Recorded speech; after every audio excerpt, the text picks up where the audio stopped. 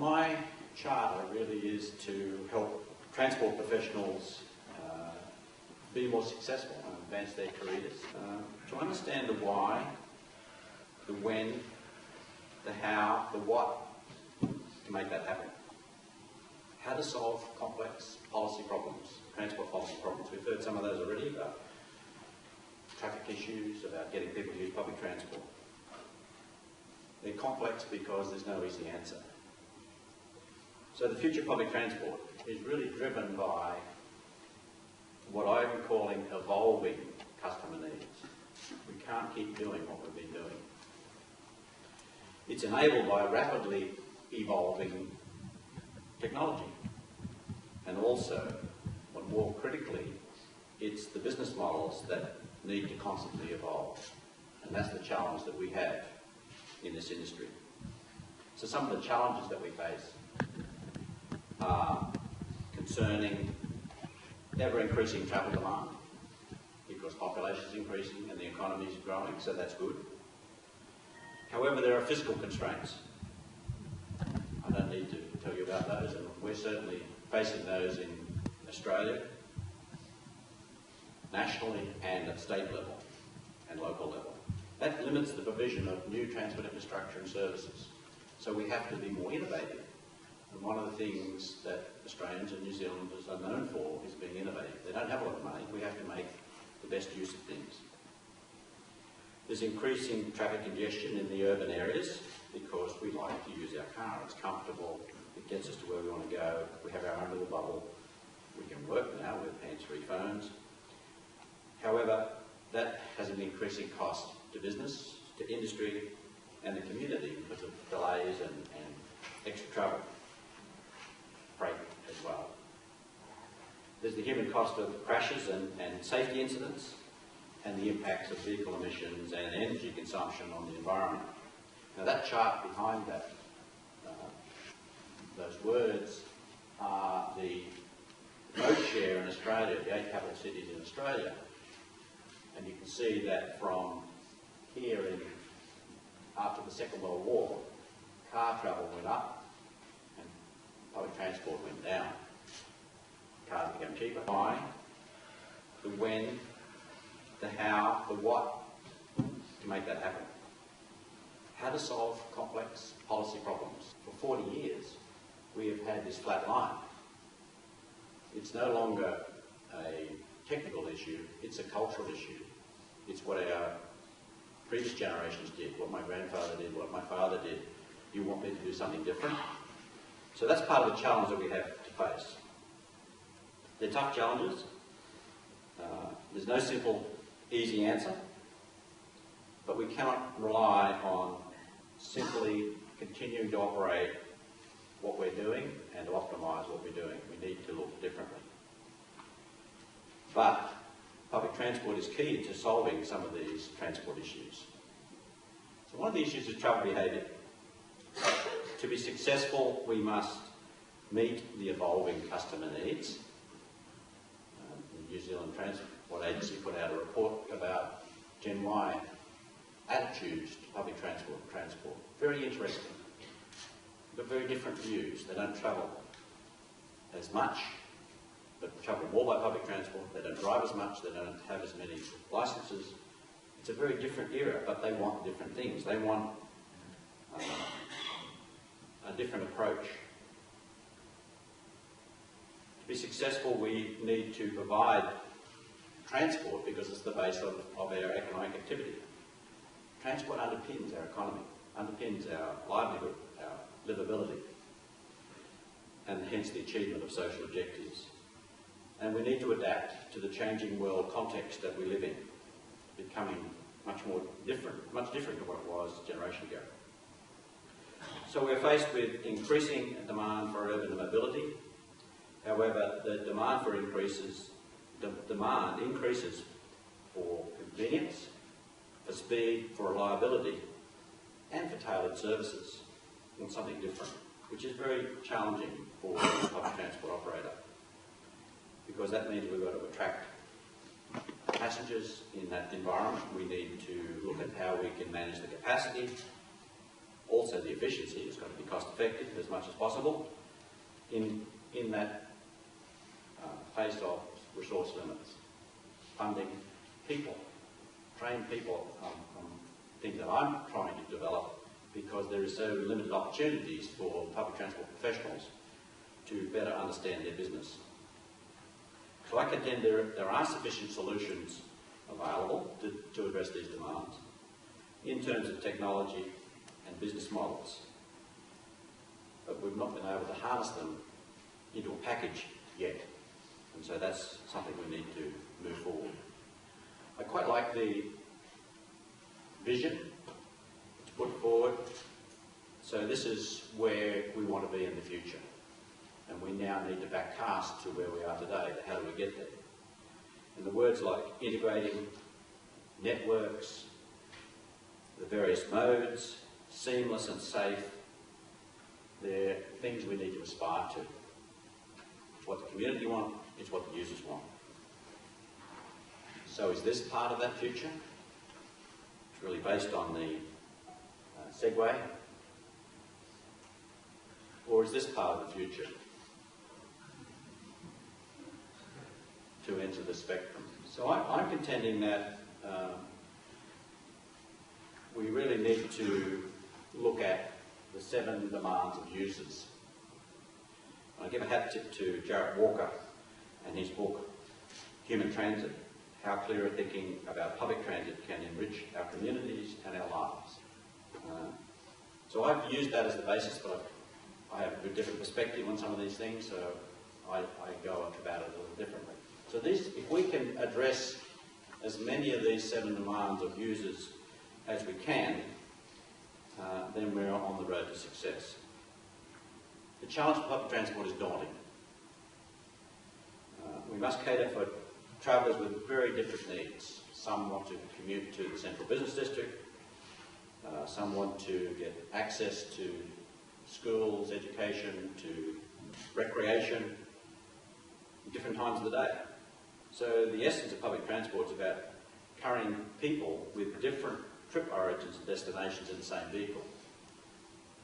So it's not an easy task. It's a compromise in all situations.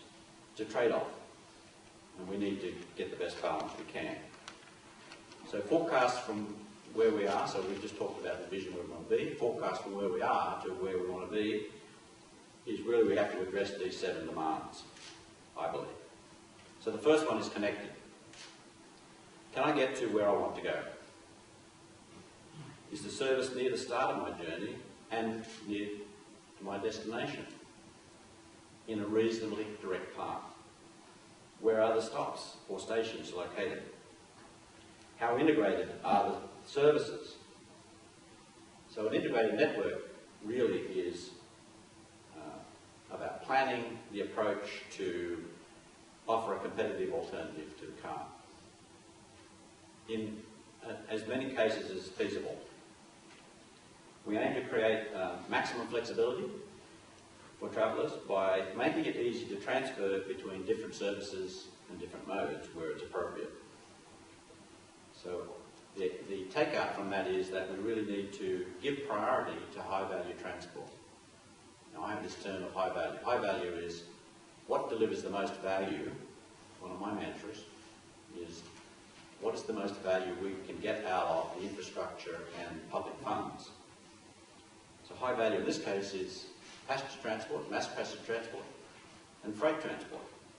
So we need to manage road traffic from a socio-economic benefit perspective of giving priority to high-value travel in a network sense. So, for example, we can look at Zurich, has a very good mode share, very different city in Switzerland, a combination of integrated network at a regional level. So its integration includes governance. All levels of government are involved. Its modes, rail, light rail, bus, ferry, its fares and its ticketing are all integrated. It's been very successful. Now, okay, we may not be able to emulate that, but we can learn things from that.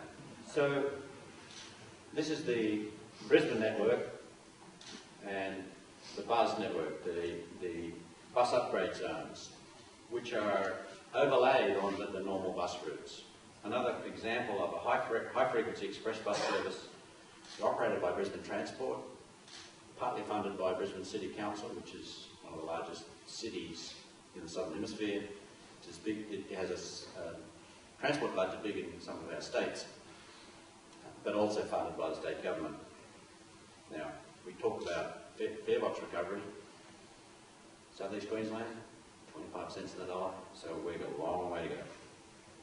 So these routes overlay the bus services, normal bus services, but their aim is to minimise the need to transfer, but maximise the opportunity to transfer.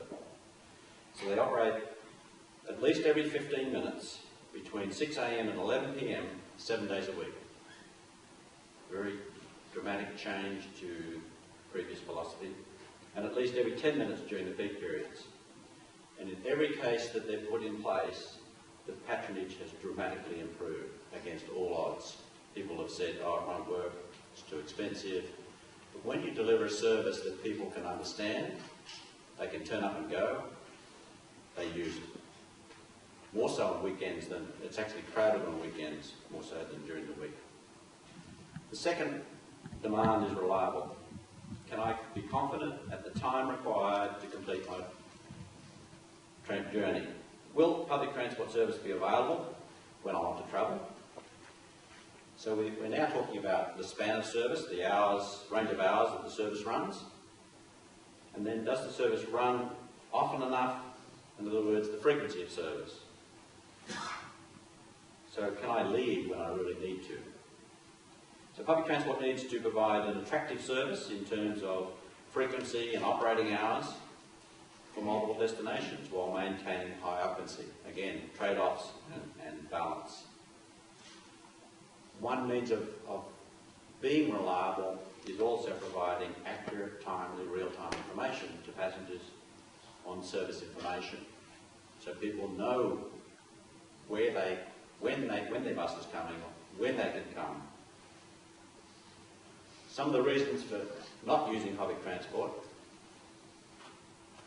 this is coming out of a Australian Bureau of Statistics survey. No service available at all. Okay, that makes sense. Convenience, comfort, privacy of the private vehicle. Yes, you would expect that. No service at the right of convenient time. So this is what we're talking about. Travel time too long, own vehicle needed. So we can see that some of those things we can address by providing different services. The third demand is about value. Does it provide me value for my money and my time? So we need to understand the customer's value of time. It's not the real value, it's the perceived value that we have to be thinking about. We need to minimise the need to transfer because transfers are seen as taking more time than they actually do. And we need to provide pricing signals. So that's about the value of money. So one is the fares, and we've had that issue in South East Queensland. There's been some dramatic fare increases a couple of years ago, and the actual patronage has dropped off. So people are very sensitive to those fares. They'll then go out and buy 3 cups of coffee during the day, so I don't understand the value. But things like the cost of parking in the central district may be one of those elements of pricing we can look at.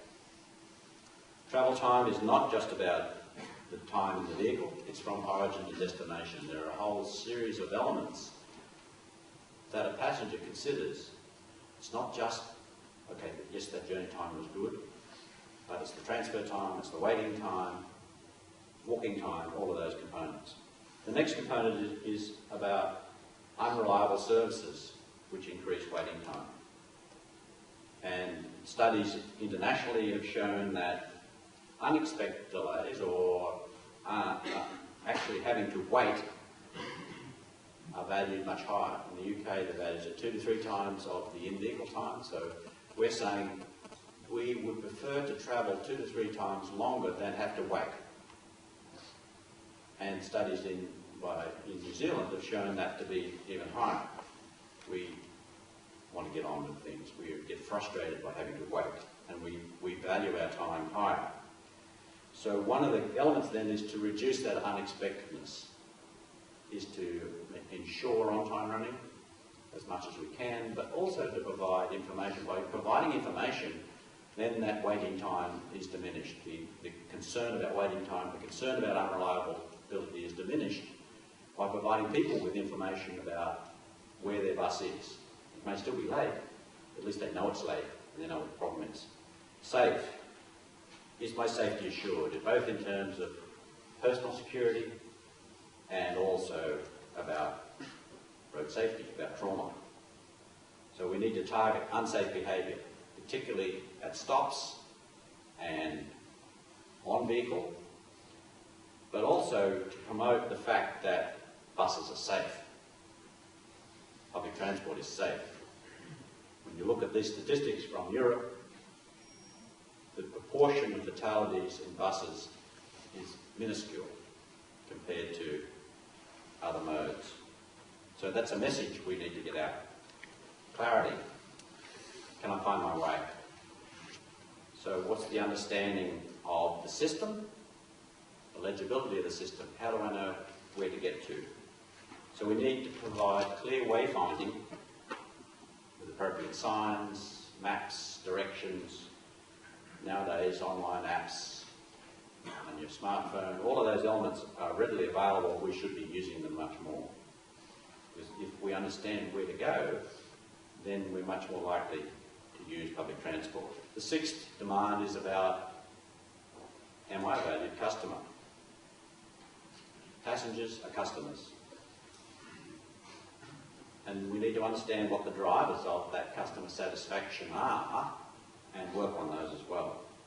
So focus on customer service as much as possible. So from Victoria, from Public Transport Victoria, done some work on looking at what are the drivers of satisfaction, and the high-end ones are really about frequency of scheduled service, travel time of journey, hours of operation. That's the number one primary driver.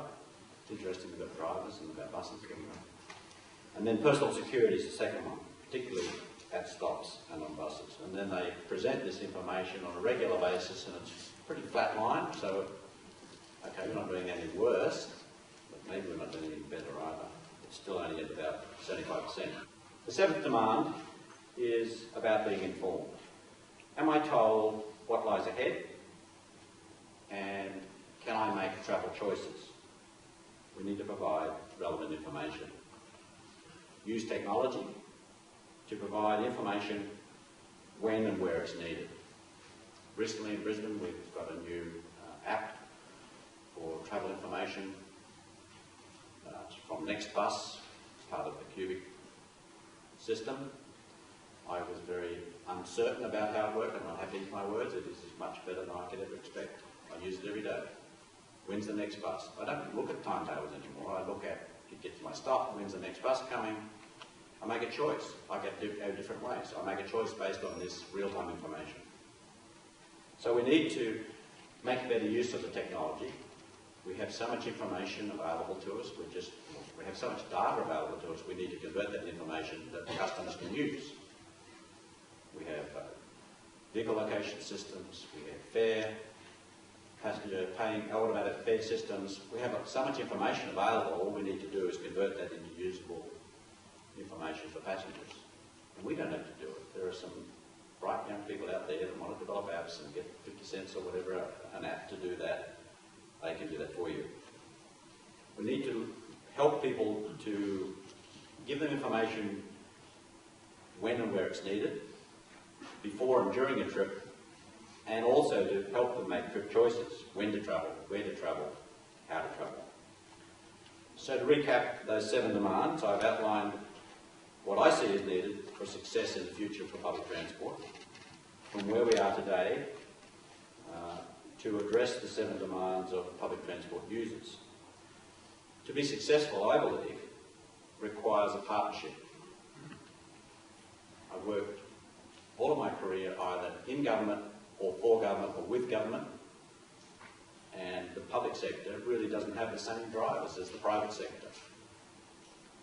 For public transport to be successful, I think the private sector have to take a stronger role in that partnership. and to be driving that commercial focus. So I think to be successful, we really require a stronger partnership in public transport. Thank you.